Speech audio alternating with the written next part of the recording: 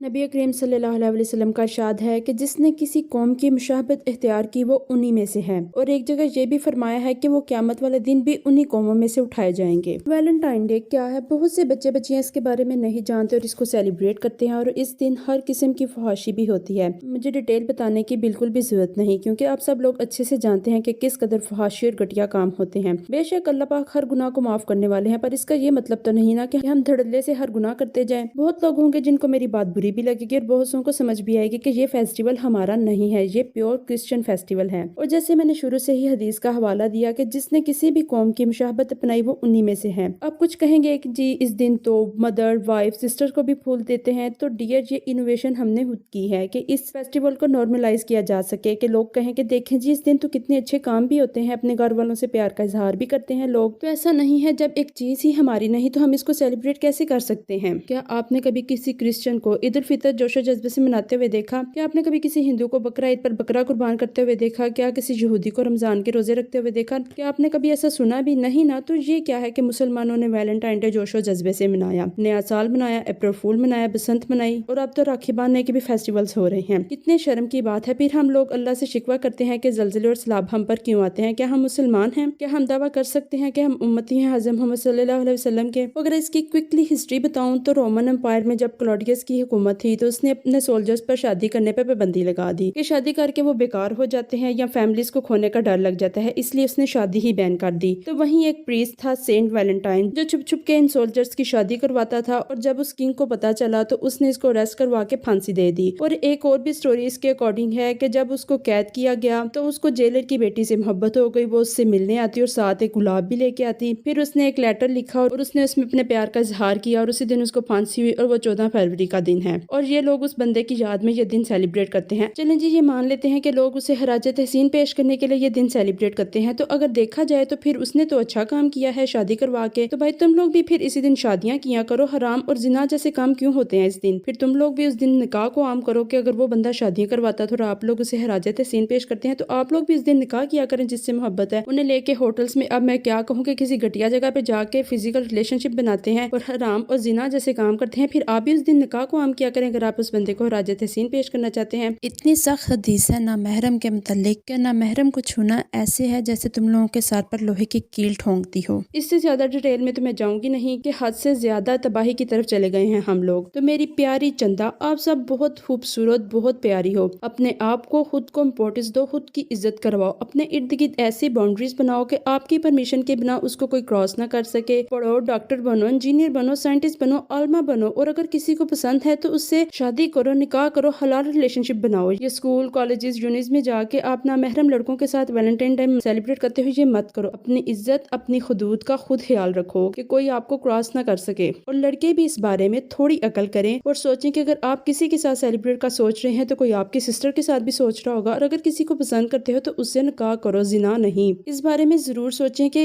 क्या ये सही है कि आप पसंद करते हैं कि अगर कोई आपकी बहन बेटी के साथ वैलेंटाइन डे मनाए। अगर नहीं तो इस बेहयाई से बाज आ जाए। और हम लोग उन लोगों से अपनी मोहब्बत का दर्स सीखेंगे जो लोग अपने कुत्तों को तो सांस फुलाते हैं लेकिन अपने माँ बाप को ओल्ड होम में छोड़ आते हैं। तो वैलेंटाइन डे मेरी जूती की नोक पर, हमें इसे सेलिब्रेट नहीं करना, ये हराम है और हम इसे सेलिब्रेट नहीं करेंगे।